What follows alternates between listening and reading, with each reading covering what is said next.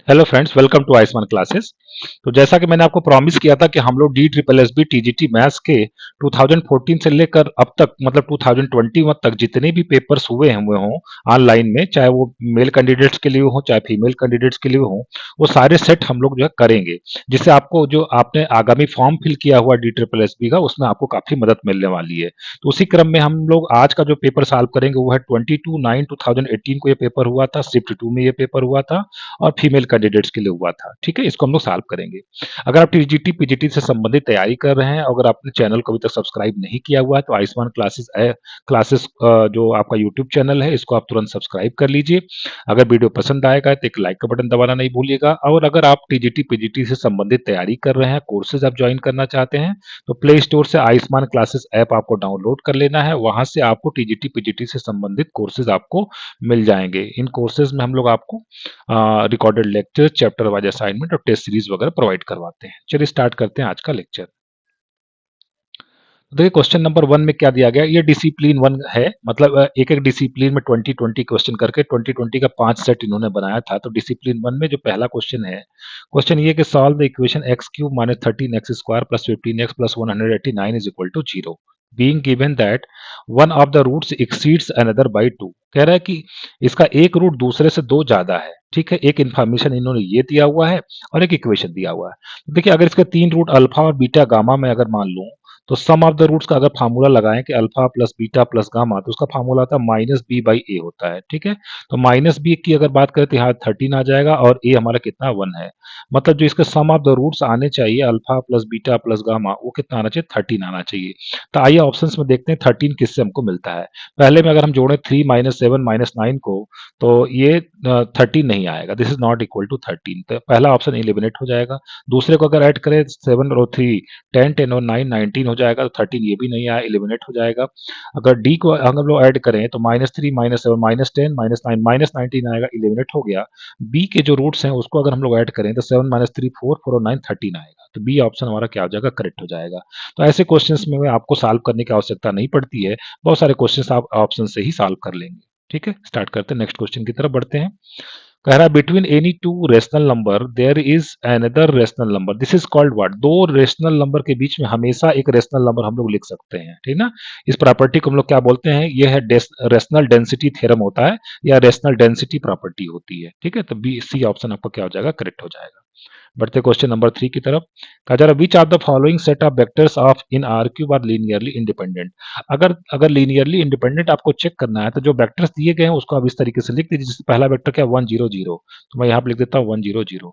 दूसरा क्या 0 1 0, तो 0 1 0 लिख देता है। तीसरा क्या 1 1 0। इस तरीके से आप इसका डिटर्मिनेंट बना लीजिए।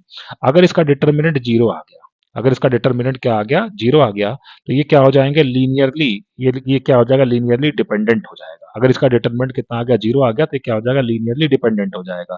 तो आइए देखते हैं इसको।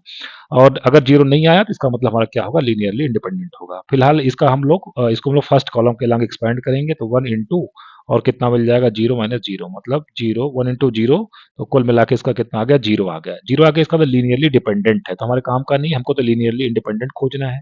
सेकंड वाले जो वेक्टर्स है उसको मैं इस तरीके से बनाता हूँ 1 0 0 0 1 0, ठीक है, और 0 0 1। ठीक है, तो इसका अगर हम लोग डिटर्मिनेंट निकालना चाहे तो 1 इंटू फर्स्ट रो के लॉन्ग एक्सपेंड कर देते हैं, 1 इंटू कितना हो जाएगा 1, मतलब कितना आ गया 1, which is not equal to zero. इसका मतलब ये क्या हो गया, अगर नॉट इक्वल टू जीरो आया इसका मतलब ये क्या है, लीनियरली इंडिपेंडेंट है। ठीक है ना, ये लीनियरली इंडिपेंडेंट है, तो सेकंड ऑप्शन मेरे काम का है। ठीक है, अब थर्ड को चेक कर लेते हैं। ठीक है, तो थर्ड को चेक करें अगर, तो कितना आ जाएगा 0 1 0 1 0, और कितना हमारे पास 1 0 1 1 0 1, और कितना है 1 1 0 है। ठीक है, इसका डिटर्मिनेंट अगर हम लोग निकालें, इसको अगर हम लोग फर्स्ट कॉलम के लॉन्ग एक्सपेंड कर दें तो कितना आ जाएगा, -1 इंटू, ये कितना हो जाएगा, -1 इंटू जीरो माइनस वन, कितना आ जाएगा +1, which is not equal to zero.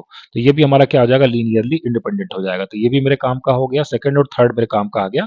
अब फोर्थ का जो आप डिटर्मिनेंट निकालेंगे तो जीरो आ जाएगा, फोर्थ का डिटर्मिनेंट जीरो आ जाएगा। तो ये जीरो आने का मतलब ये लीनियरली डिपेंडेंट हो जाएगा। तो ये लीनियरली डिपेंडेंट है, ये लीनियरली डिपेंडेंट है, ये लीनियरली इंडिपेंडेंट है, ये लीनियरली इंडिपेंडेंट है। इस तरीके से सेकंड थर्ड ऑप्शन करेक्ट होगा, मतलब बी ऑप्शन हमारा क्या हो जाएगा, करेक्ट हो जाएगा।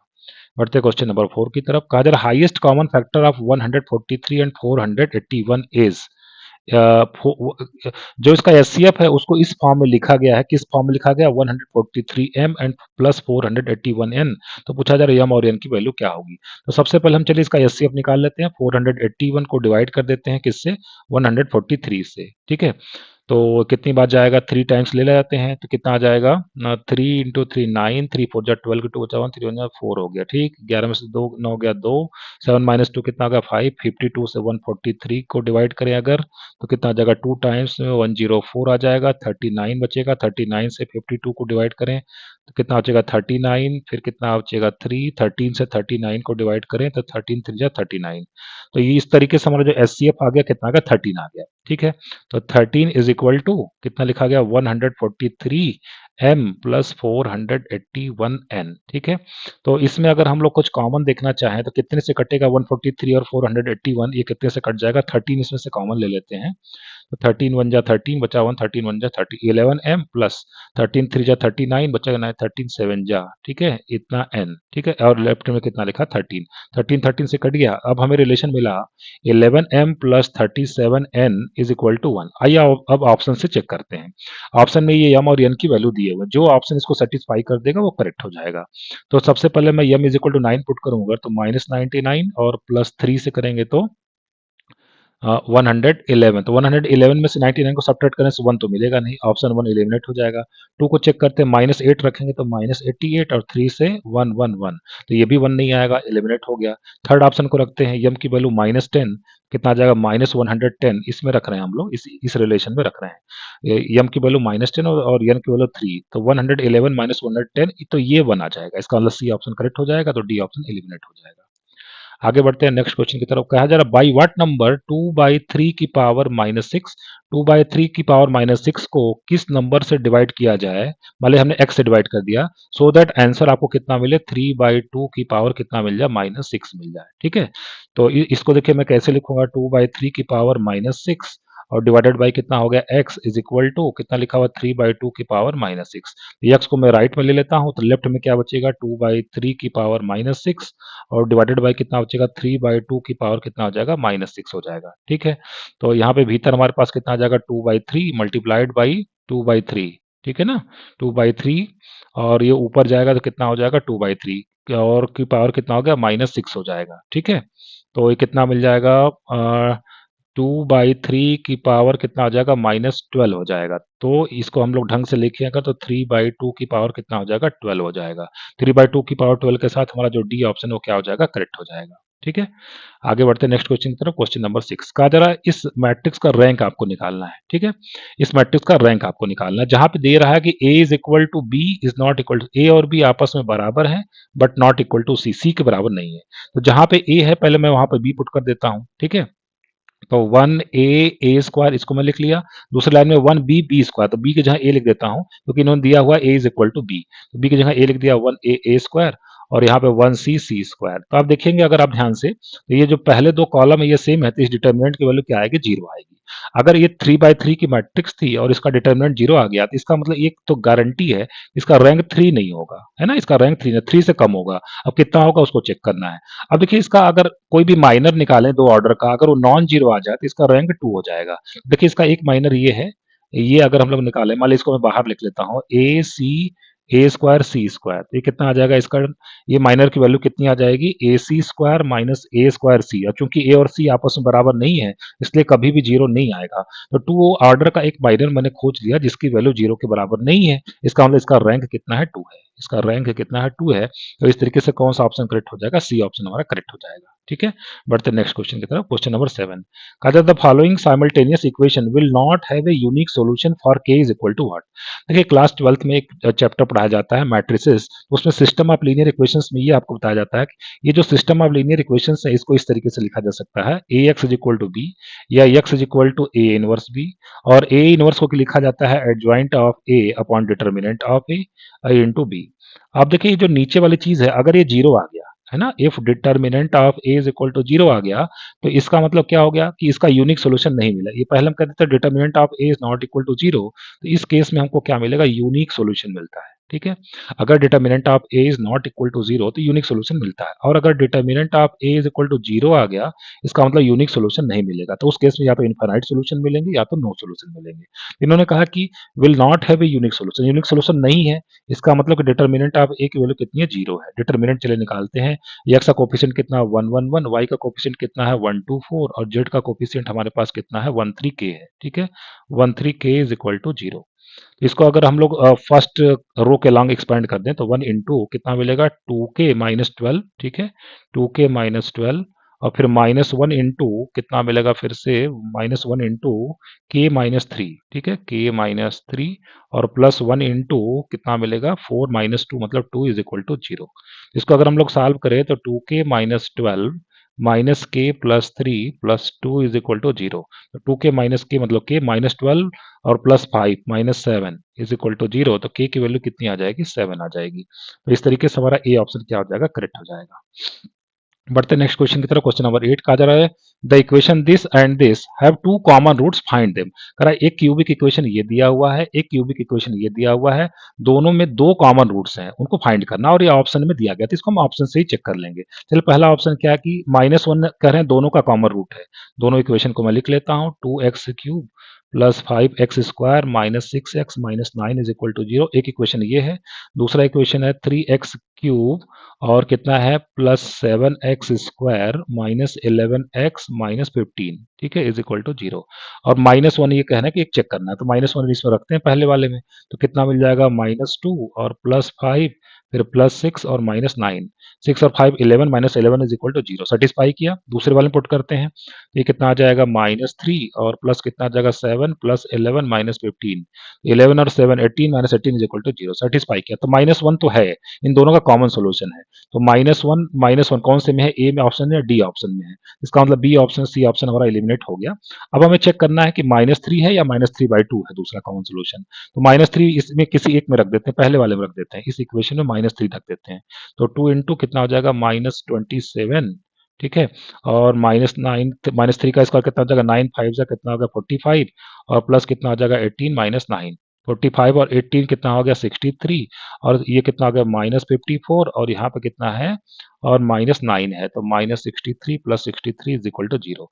तो -4 और -3 दो कॉमन सोल्यूशन है इसके, है ना। इसका मतलब ए ऑप्शन हमारा क्या हो जाएगा, करेक्ट हो जाएगा। डी ऑप्शन हमारा एलिमिनेट हो जाएगा। सेकंड ऑप्शन में भी, सेकंड इक्वेशन में भी जब आप x इक्वल टू -3 पुट करेंगे तो इसको ये क्या करेगा, सेटिस्फाई करेगा। ठीक है, आगे बढ़ते हैं क्वेश्चन नंबर 9 की तरफ। कहा जा रहा, for every positive integer n this number is what. अगर कोई भी पॉजिटिव इंटीजर लेना, सबसे छोटा पॉजिटिव इंटीजर क्या हमारा, n इज इक्वल टू 1 है। इसमें 1 पुट कर देते हैं तो कितना आ जाएगा, 1 + 1/5, और कितना आ जाएगा, +2/3, और -1/105। इसका एलसीएम ले लेते हैं, 105। ठीक है, तो ये कितना मिल जाएगा, यहाँ पे 105 + 21, और +3 से डिवाइड करेंगे तो 70, और माइनस कितना हो जाएगा, 1।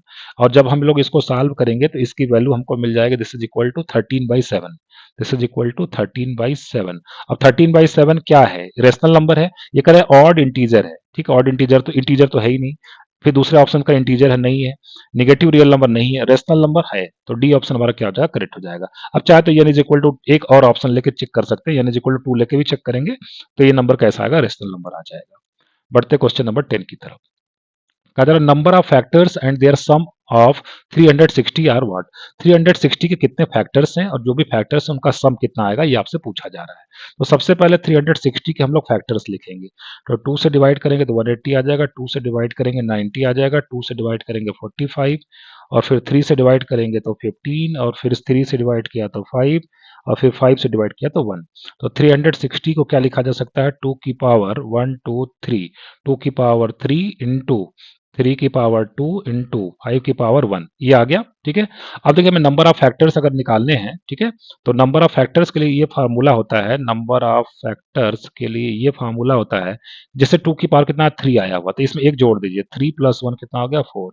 फिर 3 की पावर कितना 2 है, 2 में एक जोड़ दीजिए, 2 + 1।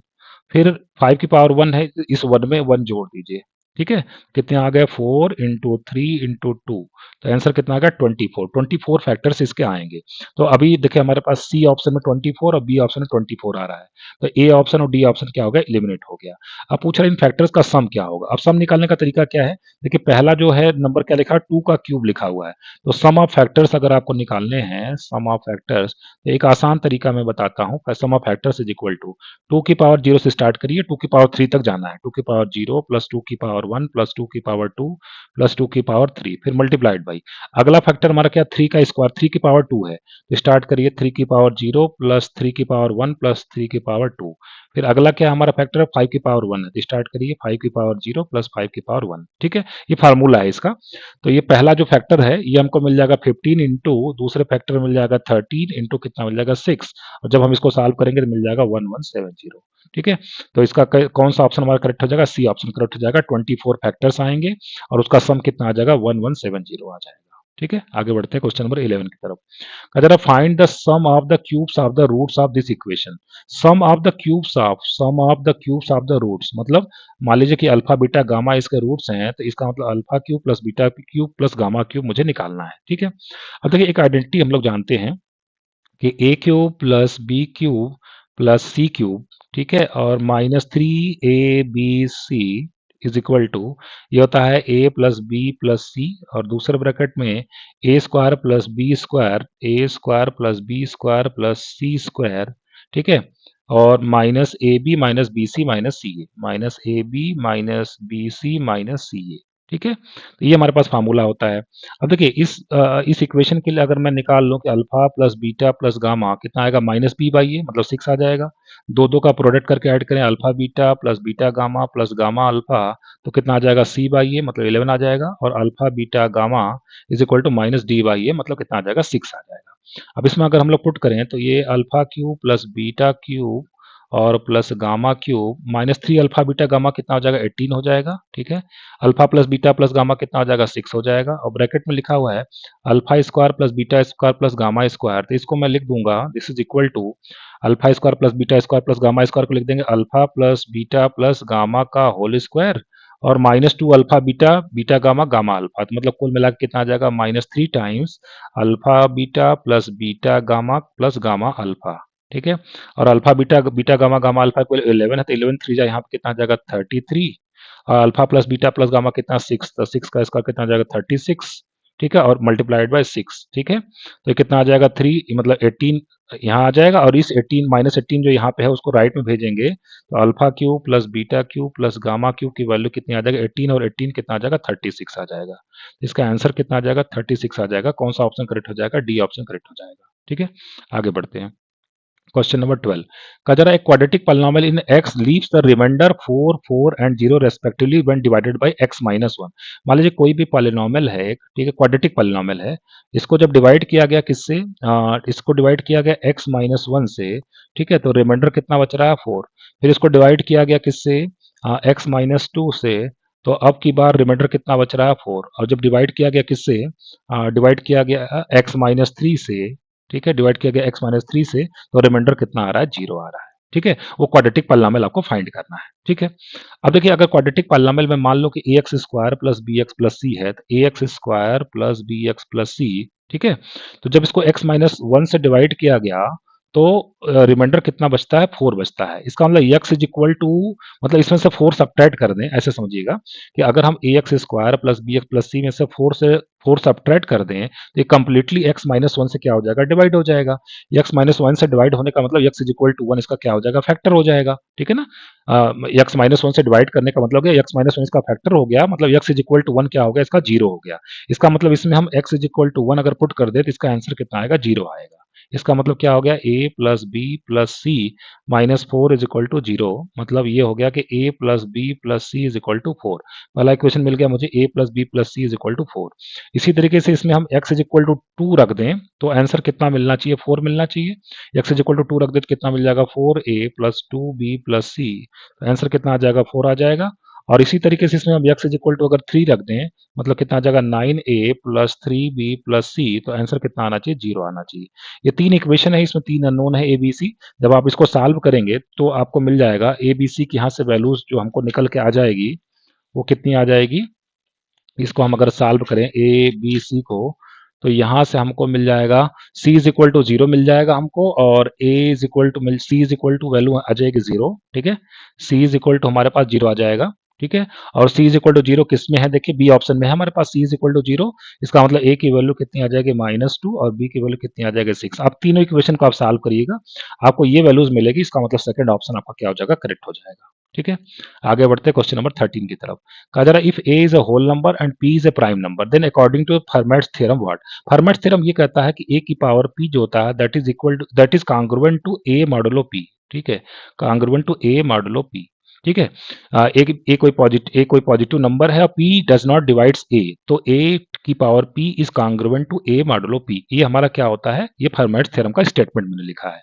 अब यहाँ देखिए a की जगह पे कितना रखा हुआ है? इन्होंने 2 रखा हुआ है। ठीक है, तो मैं भी a की जगह पे अगर 2 रख दूं तो 2 की power p is congruent to 2 modulo p। ठीक है, 2 मॉडुलो p। अगर इस 2 को मैं ले लूं इधर तो 2 की power p minus 2 is completely divisible by what? p, है ना। 2 की power p minus 2 is congruent to 0 modulo p। और इस स्टेटमेंट का मतलब क्या हो गया? इस स्टेटमेंट का मतलब हो गया कि 2 की power p minus 2 is divisible by what? p। p से डिवाइड किया गया तो रिमाइंडर कितना बचा? 0 बचा, मतलब कंप्लीटली क्या है? डिविजिबल है। तो इस तरीके से डी ऑप्शन हमारा क्या हो जाएगा? करेक्ट हो जाएगा। ठीक है, बढ़ते क्वेश्चन नंबर 14 की तरफ। ए इतना दिया हुआ, बी इतना दिया हुआ, तो ए स्क्वायर प्लस बी स्क्वायर की वैल्यू निकालनी है। तो इसको हम लोग रेशनलाइज कर देंगे, तो ऊपर नीचे कितने से मल्टीप्लाई कर देंगे? 3 प्लस 2 रूट से ऊपर और 3 प्लस 2 रूट से नीचे कर देंगे। नीचे बन जाएगा ए प्लस बी, ए माइनस बी, मतलब 9 माइनस 8, नीचे कितना आ जाएगा? 1 आ जाएगा। तो ए की वैल्यू कितनी हो गई? 3 प्लस 2 रूट 2 हो गया। और इसी तरीके से बी को अगर हम लोग रेशनलाइज कर दें तो बी की वैल्यू आ जाएगा 3 माइनस 2 रूट 2 आ जाएगी। अब मुझे निकालना है कि A square plus B square कितना आएगा। ए स्क्वायर कितना आ जाएगा? 9 A square plus B square plus 2 A भी करेंगे तो 6 टू जा 12 रूट 2 आ जाएगा। और प्लस बी स्क्वायर की बात करें तो 9 प्लस 8 माइनस 12 रूट 2 आ जाएगा। तो ये कैंसिल हो जाएगा। 9 8 कितना हो गया? 17 टू जा कितना होगा? 34। तो 34 हमारा आंसर आ जाएगा। सी ऑप्शन हमारा करेक्ट हो जाएगा। बढ़ते क्वेश्चन नंबर 15 की तरफ। करा if the set of all triplets x1 x2 x3 of real number r form a vector space v3, then a subspace denoted by a vertical plane y is equal to x can be obtained by a linear combination of sets is equal to what? देखिए यहाँ पे एक vector space लिखा गया है। ठीक है, v3 लिखा गया है। किस तरीके से लिखा गया है? इसमें ऑर्डर्ड पेयर टाइप के एलिमेंट हैं। कैसे? x1 x2 x3। मैं उसको कर देता हूँ कि चलिए x y z टाइप के एलिमेंट इसमें है, और such that y is equal to क्या दिया हुआ? x दिया हुआ है। तो पूछ रहा है कि इसकी बेसिस आपको बताना है, मतलब कौन से वेक्टर के लीनियर कॉम्बिनेशन से ये जनरेट हो सकता है। तो देखिए बहुत ही आसान क्वेश्चन है इसमें। इसमें आप y is equal to x put कर दीजिए, तो ये कितना आ जाएगा? एक्स एक्स जेड आ जाएगा। ठीक है, एक्स एक्स जेड आ जाएगा। करेक्ट। तो अब देखिए एक्स एक्स जेड को मैं क्या लिख सकता हूँ? एक्स एक्स जेड को हम लोग क्या लिख सकते हैं? इसमें दो वेरिएबल है, एक बार मैं एक्स लिख देता हूँ और एक बार मैं क्या लिख देता हूँ? जेड लिख देता हूँ। ठीक है, तो यक्स जब मैंने लिखा तो पहले वाले में पहला वाला जो यहाँ पे कंपोनेंट है यहाँ पे क्या बचा? 1 बचा, मतलब यक्स कॉमन ले लिया। दूसरे कंपोनेंट में अगर यक्स कॉमन ले लिया, और तीसरे में तो यक्स है ही नहीं, तो यहाँ पे 0 लिखेंगे हम लोग। फिर जेड की बात करें तो जेड पहले कंपोनेंट में तो है ही नहीं, जेड दूसरे कंपोनेंट में भी नहीं है, तीसरे कंपोनेंट में से जेड कॉमन लिया तो 1 बचेगा। अगर इन दोनों को हम ऐड करें तो निश्चित रूप से एक्स कॉमा जेड मिलेगा। इसका मतलब ये जो वेक्टर स्पेस है वो 1 1 0 और 0 0 1 से क्या किया जा सकता है? जनरेट किया जा सकता है। तो फर्स्ट ऑप्शन हमारा क्या हो जाएगा? करेक्ट हो जाएगा। बढ़ते क्वेश्चन नंबर 16 की तरफ। कहा जा रहा phi is the Euler function then phi 92 is equal to what? देखिए आइलर फाई फंक्शन की कुछ प्रॉपर्टीज होती है, उसके बारे में हम चर्चा करेंगे। सबसे पहले 92 का आप फैक्टर कर लीजिए, तो 2 से डिवाइड करेंगे 246 हो जाएगा, 223 हो जाएगा।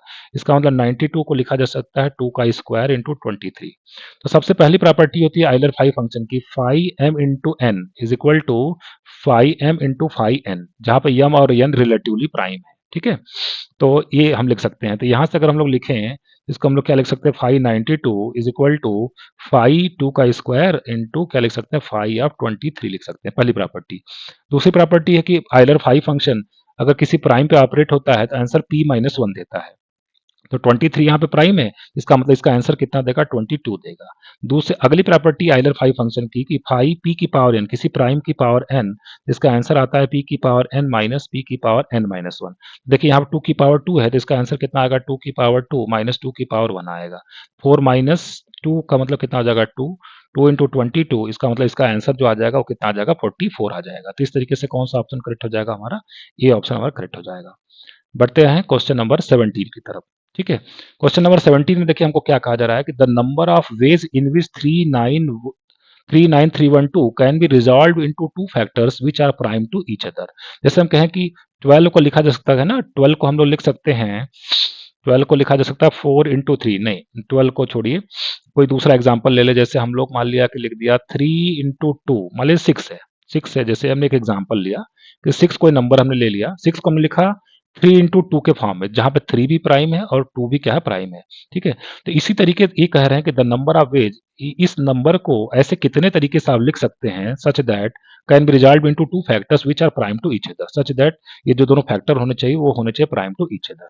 तो सबसे ये ऐसे क्वेश्चन को सॉल्व करने के लिए सबसे पहले आपको क्या करना पड़ता है, आपको ढूंढना कि इसके फैक्टराइजेशन में कितने प्राइम नंबर आते हैं। तो सबसे पहले इसका हम फैक्टराइजेशन करेंगे। ठीक है, 39312, तो जिस जब इसको आप लोग फैक्टर हम लोग करेंगे तो ये मिलेगा 2 की पावर 4 इंटू 3 की पावर 3 इंटू 7 इंटू 13। तो इसमें डिफरेंट डिफरेंट कितने प्राइम्स मिले, एक 2 मिला है, एक 3 मिला है, एक 7 मिला है, एक 13 मिला है, 4 मिले हैं, है ना। अब इसका जो फार्मूला होता है, इसका फार्मूला होता है 2 की पावर p-1, 2 की पावर p-1। ठीक है, मतलब जहां पे p क्या है, नंबर ऑफ डिस्टिंक्ट प्राइम्स, तो 2 की पावर कितने डिस्टिंक्ट प्राइम थे, 4 है, तो 4 - 1 मतलब 2 की पावर 3, इसका आंसर कितना आ जाएगा, 8 आ जाएगा। तो सी ऑप्शन हमारा क्या हो जाएगा, करेक्ट हो जाएगा। ठीक है, बढ़ते नेक्स्ट क्वेश्चन की तरफ। क्वेश्चन नंबर 18 कह रहा है which are the following is false, ध्यान रखिएगा फॉल्स में ढूंढना है। ठीक है, ये कह रहा है रूट टू रैशनल नंबर, नहीं ये तो गलत है ना, रूट टू रैशनल नहीं होता, रूट टू तो इरेशनल होता है। ये स्टेटमेंट गलत है और हमको गलती खोजना था, इसका मतलब ए ऑप्शन हमारा क्या हो जाएगा, करेक्ट हो जाएगा। तो बी सी डी अपने आप क्या हो जाएंगे, इलिमिनेट हो जाएंगे। बढ़ते हैं क्वेश्चन नंबर 19 की तरफ।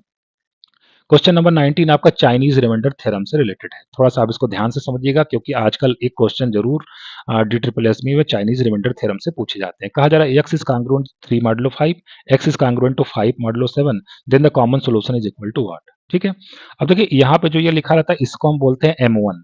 ठीक है, इसको हम लोग क्या बोलते हैं, M2 बोलते हैं। ठीक है, इसको M1 बोलते हैं, इसको क्या बोलते हैं, M2 बोलते हैं। ठीक है, और ये हमारा लिखा गया है, ये हमारा है A1। ठीक है, this is equal to A1, ये हमारा है A1 और ये हमारा कितना है, A2 है। ठीक है, इसका जो सॉल्यूशन आता है, इसका जो सॉल्यूशन आता है वो यहाँ पे मैं लिख देता हूँ, बाद में हम लोग इस फार्मूले को इस्तेमाल करेंगे। x इज इक्वल टू, इसका सॉल्यूशन आता है A1 Y1 Z1 plus A2 Y2 Z2, है ना, A1 Y1 Z1 और plus A2 Y2 Z2, A2 Y2 Z2, और x is congruent to this modulo capital M, modulo capital M। अभी मैं सबका मतलब समझाता हूँ। तो सबसे पहले देखिए हम लोग कैपिटल M निकालेंगे। ठीक है, कैपिटल M कैसे निकाला जाता है, कैपिटल M होता है small m1 into small m2। Small m1 कितना है, 5 है, स्मॉल m2 कितना, 7 है, 5 7 जा कितना होगा, 35। ठीक है, तो हमारे पास इसका मतलब कि x is equal to, x is congruent to जो भी आएगा या लास्ट में कितना आना है, मॉडुलो कितना आना, 35 आंसर में आना है। ठीक है, मॉडुलो 35। देखिए मॉडुलो 35 ए में दिया है, मॉडुलो 35 डी में दिया है, इसका मतलब बी ऑप्शन, और बी ऑप्शन तो एलिमिनेट हो गया, एक ही ऑप्शन को हम लोग एलिमिनेट कर सकते हैं। ठीक है, अच्छा अब हमें ए वन तो पता है, ए वन भी पता है, ए वन हमें पता है, हमें ढूंढना क्या क्या है, वाई वन और जेड वन ढूंढना। अब देखिए जेड वन निकालने का तरीका क्या है। ठीक है, जेड वन का फार्मूला हो जाएगा capital M upon small m one. Capital M अभी आपने 35 निकाला है, स्मॉल एम वन आपके पास कितना है, 5 है, तो 35 को 5 से डिवाइड किया, 7 आ गया। इसी तरीके से जेड टू निकालने का तरीका, capital M upon small m two, capital M 35 है और स्मॉल एम टू कितना, 7 है, तो कितना आ जाएगा, 5 आ जाएगा। जेड वन जेड टू भी आ गया। अब हमें सिर्फ क्या ढूंढना है, हमें वाई वन और वाई टू ढूंढना है। तो देखिए वाई वन निकालने का तरीका ये हो जाएगा कि Y one is equal to 1/Z1 और मॉडुलो M1। ठीक है, मॉडुलो M1, इसको हमें सॉल्व करना पड़ेगा। y is congruent to 1/Z1 modulo M1, और y2 अगर निकालना है तो y2 भी इसी तरीके से हम लोग निकालेंगे 1/Z2, और यहाँ पे क्या लिखेंगे, मॉडुलो M2 लिखेंगे। चलिए इसको पुट करते हैं। y1 is equal to 1/Z1 मतलब 1/7, 1/7 और मॉडुलो M1 कितना है, 5 है। ठीक है, यहाँ से 7y1 इज कॉन्ग्रुएंट टू 1/5 और यहाँ पे पुट करें अगर, y2 is equal to 1/Z2, तो 1/Z2 कितना, 1/5 और मॉडुलो M2 हमारे पास कितना, 7 है, मतलब ये कितना आ जाएगा, 5y2 इज कॉन्ग्रुएंट टू 1/7। ठीक है, 1/7। ठीक, अब देखिए यहाँ पे y1 की ऐसी वैल्यू पुट करिए कि 7 में मल्टीप्लाई करें, उसका 5 से डिवाइड करें, रिमाइंडर 1 आना चाहिए। तो मैं अगर y is equal to 1 put करूँ तो 7 आएगा, 7 को 5 से डिवाइड करेंगे तो रिमाइंडर 2 आएगा, तो 1 काम का नहीं है। y is equal to 2 put करें, 7 2 जा 14 हो जाएगा, 14 को 5 से डिवाइड करेंगे, रिमाइंडर 4 आएगा, लेकिन रिमाइंडर हमको 1 चाहिए। ठीक है, 3 पुट करते हैं, y1 इज इक्वल टू 3, तो 7 3 जा 21, 21 को अगर आप 5 से डिवाइड करेंगे रिमाइंडर 1 बचेगा, तो y1 की वैल्यू कितनी आ गई, 3 आ गई। ठीक है, इसी तरीके से यहाँ पे पुट करें y2 की वैल्यू 1 पुट करें तो 5 आएगा। हमें ऐसा नंबर ढूंढना है कि जिसको हम लोग 5 में मल्टीप्लाई करें और 7 से डिवाइड करें तो रिमाइंडर कितना बचना चाहिए, 1 बचना चाहिए। ठीक है, तो 5 2 जा 10, 10 से नहीं होगा, 5 3 जा 15, 15 से हो जाएगा, है ना। y2 is equal to 3 put करें तो 5 3 जा 15, 15 को 7 से डिवाइड करेंगे तो रिमाइंडर 1 आ जाएगा, तो y1 भी आ गया, y2 भी आ गया। ये सारी वैल्यूज यहाँ पुट कर देते हैं। तो a1 हमारे पास कितना था, a1 हमारे पास था 3, y1 हमारे पास कितना आया 3, और z1 हमारे पास कितना आया है 7। ठीक है, प्लस प्लस a2 हमारे पास कितना है 5, y2 हमारे पास कितना आया 3, और z2 हमारे पास कितना है, z2 इज इक्वल टू हमारे पास है 5। इसको अगर हम लोग सॉल्व कर दे, 3 3 जा कितना हो गया 9, 7 जा 63, 5 5 जा 25, और 3 जा 75, और यहाँ पे कांग्रुएंट कितना आ जाएगा, मॉडलो 35। इसको ऐड कर दे, 5 3 जा 8, 7 और 6 कितना होगा 138, मॉडलो 35। अब जब जब यहाँ पे नंबर जो होता है ना, अगर यहाँ पे 35 से ज़्यादा आएगा तो 35 से डिवाइड करके लिखा जाता है। 138 को हम 35 से डिवाइड करते रहते हैं, फिर तो 35 3 जा कितना होगा 105, बचेगा कितना 33। ठीक है, तो इसको हम लोग लिख सकते हैं x is congruent to 33 modulo 35, 33 modulo 35। तो कौन सा ऑप्शन करेक्ट हो जाएगा, ए ऑप्शन हमारा करेक्ट हो जाएगा। तो पूरे प्रोसेस को आप ध्यान से देख लीजिएगा, एक स्क्रीनशॉट आप इसका लेके रख सकते हैं। इस पे आप कोई भी दूसरा एग्जाम्पल अपनी किताब से उठाइए और उसको आप सॉल्व करिए, ताकि आपको चाइनीज रिमाइंडर थ्योरम अच्छे से क्लियर हो जाए। ठीक है, बढ़ते नेक्स्ट क्वेश्चन की तरफ। क्वेश्चन नंबर 20 का जरा which of the following set is the basis for the subspace W is equal to x y zero t, और यहाँ पे दो कंडीशन दी गई है। ठीक है, अब देखिए बेसिस का मतलब ये हो गया कि इसमें आप कितने इंडिपेंडेंट वेरिएबल्स आप इसमें ला रहे हैं, ये देखना। अभी फिलहाल एक्स वाई टी 3 है, ठीक है ना। तो इसको थोड़ा यहाँ पर दो इक्वेशंस भी दिए गए हैं, जरा इसका इस्तेमाल करके इस मैट्रिक्स को थोड़ा हम ढंग से लिखते हैं।